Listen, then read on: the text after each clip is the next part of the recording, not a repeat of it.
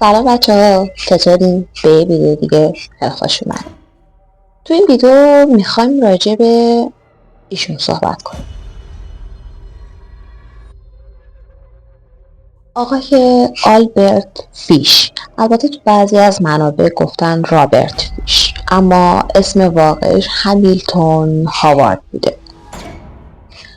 آقای همیلتون هاوارد یکی از وحشتناکترین پرونده های جنایی رو به خودش اختصاص داده که واقعا شنیدنش مو به تن آدم سیخ میکنه.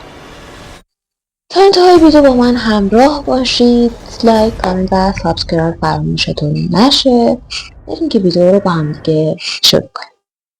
آلبرت فیش یکی از ترسناکترین پرونده ها رو به خودش اختصاص داده بوده که هر کاری که شما فکر کنید، هر جنایتی که فکر کنید، این بشر انجام داده. آلبرت فیش یا همون جناب هاوارد به اسم مرد خاکستری، گرگینه و خوناشامان مشهور بوده که به این اسم هم میشناختنش. داستان از اینجا شروع میشه و پروندهشون از این زمان شروع میشه که در سال 1934 یه روانپزشک با یک مرد 66 ساله مصاحبه میکنه و بعد از اون مصاحبه جنایات این مرد فاش میشه.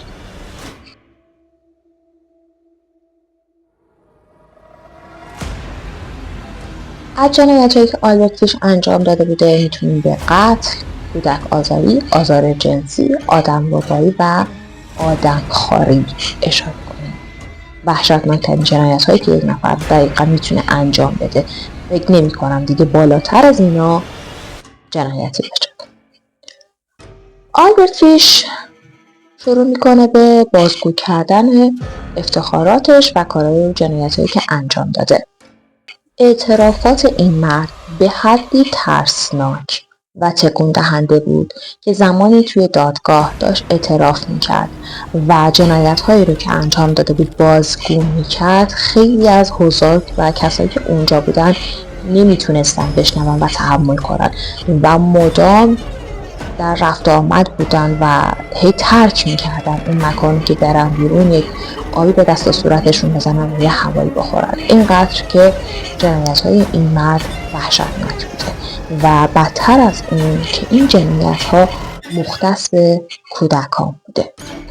آلبرت فیش کلاً از نظر روح و روانی هم انسان سالمی نبوده، یعنی زندگی سختی داشته و اتفاقات خیلی بدی براش افتاده که منجر شده که کلا از نظر شخصیتی یه آدم دیگه‌ای بشه. آلبرت فیش زمانی که فقط 5 سال داشته توسط پدرش به یتیم خونه فرستاده میشه که اونجا زندگی کنه و اونجا بزرگ بشه. آلبرت فیش میگن در زمانی که توی یتیم خونه بوده بارها و بارها اقدام به فرار از یتیم خونه کرده و میخواست از اونجا فرار کنه. دوران طفولیت و نوجوانی آلبرت فیش که میگذره با اتفاقات بد بسیار زیادی که براش میفته، به سنی میرسه که میتونه ازدواج کنه و آدمی که بسیار از نظر روحی داغونه و تعادل روانی نداره تصمیم به ازدواج میگیره. اما باز هم با وجود اون همه مشکلات زمانی که ازدواج میکنه، این ازدواج یه ضربه بهش میزنه، چرا که زنش ازش طلاق میگیره و جدا میشه. هم باعث میشه که دیگه آلبرت فیش کاملا یک آدم دیگه بشه با یک روحیات خیلی بد و روان خیلی جالب. قربانی آلبرت فیش بچه ها بودن، اما بچه هایی که دردونه خانواده بودن، بچه هایی بودن که پدر و مادر و محبت خیلی زیادی بهشون داشتن. یعنی یه جوری آلبرت فیش عقده های درونی خودش رو با این جنایت ها میخواسته تخلیه کنه و اینجوری شاید آروم میگرفته با جنایت های وحشتناکی که انجام میداده و انگاری انتقامش رو از اون بچه های طفل معصوم میگیره. یکی از قربانی های آلبرت فیش و آخرین قربانیش که باعث میشه آلبرت فیش دستگیر بشه، دختر 12 ساله به اسم گریس بوده.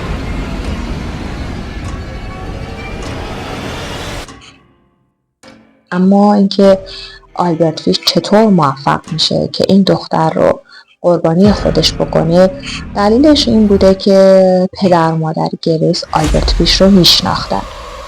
آلبرت فیش کلاً روالی که داشته خودش رو پیرمردی خیلی مهربون، خیلی دلسوز، خیلی آروم و خیلی خیلی خوب نشون میداده که بتونه اعتماد پدر مادرهای بچه ها رو به خودش جلب کنه و موفق هم می شده و به خاطر همین هم تعداد بسیار زیادی جنایت انجام داده و بچه های زیادی رو به قتل رسونده. بچه هایی که اینقدر یعنی تعداد زیاد بوده آمار دقیقی رو نتونستن ارائه بدن، به چند نفر بودن. پدر مادر گریس هم جز به همین افرادی بودن که به ظاهر خوب آلبرت فیش اعتماد کرده بودن. آلبرت فیش به خونه اونا میاد و به پدر مادر گریس میگه که من فردا شب تولد نوامه و اگر شما اجازه بدین گریس رو ببرم خونه خودمون تولد نوام که بچه ها با هم دیگه باشن و بهشون کلی خوش بگذره. پدر مادر گریس هم از اونجا اعتماد کامل به آلبرت فیش داشتن بچهش رو با اون میفرستن، اما نمیدونستن که تولدی در کار نیست و آلبرت فیش بلا فاصله بعد از اینکه گریس رو از خانوادهش جدا میکنه و از خونه دور میشن، به جای تولد اونو به کلبه وحشت خودش میبره و اونو میکشه، تیکه تیکه میکنه و با گوشت بدنش غذا درست میکنه و غذا رو میخوره. بعد از اتفاق وحشتناکی که برای گریس میفته آلبرت فیش ناپدید میشه و بعد از چند وقت یه نامه‌ای به دست خانواده گریس از طرف آلبرت فیش میرسه که تو اون نامه جز به جزء اتفاقها و بلاهایی که سر این دختر طفل معصوم آورده رو برای خانواده‌اش نوشته، جز به جز و ریز به ریز همه رو براشون تعریف کرده. خانواده گریس این نامه رو به پلیس تحویل میدن و موضوع رو با پلیس در میون میذارن. خانواده گریس نامه رو به پلیس تحویل میدن و پلیس رو در جریان قرار میدن. البته که پلیس به خاطر گم شدن گریس در جریان ماجرا بوده، ولی خانواده گریس هیچ وقت فکر نمی‌کردن که بچه‌شون به فجیع ترین شکل ممکن کشته شده باشه. شاید ته دلشون امیدی داشتن که بچه‌شون پیدا بشه. پلیس موفق میشه از طریق همین نامه آلبرت فیش رو پیدا کنه و اون رو دستگیر کنه. آخرین حرفایی که آلبرت فیش در زمان اجرای حکم بازگو کرده هم واقعا عجیبه. حتی کوچکترین ابراز ندامت و پشیمونی نداشته و آخرین حرفی که زده این بوده که گوشت دختر بچه ها خیلی لذیذتر از گوشت پسر کوچولو هاست. من زمانی به خوردن گوشت انسان علاقه پیدا کردم که تو چین بودم و اونجا خشکسالی شده بود. خلاصه بعد از 12 سال جنایت‌های پی در پی و وحشتناک و فجیع آلبرت فیش اونو بالاخره دستگیر میکنن و به اعدام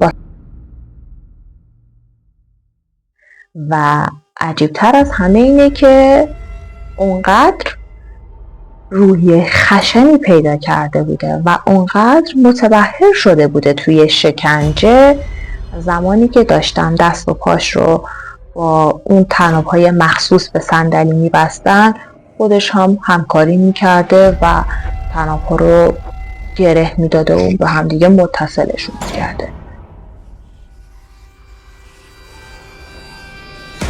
واقعاً به نظر من این کسی که میتونه اینقدر وحشیانه و در کمال آرامش این جنایت‌ها رو انجام بده آدم سالمی نیست. و این هم پزشک تایید کرده بود که آلبرت فیش از نظر روانی سلامتی نداره، ولی دادگاه اهمیتی به این موضوع نداده بود و براش قابل توجیه نبود و خوشبختانه اعدام شد. خیلی ممنون که تا اینجای ویدیو منو همراهی کردین. متشکرم. امیدوارم که از ویدیو لذت کافی رو برده باشید. ممنون میشم اگر از ویدیو خوشتون اومده کانال رو حمایت کنید. شبتون بخیر.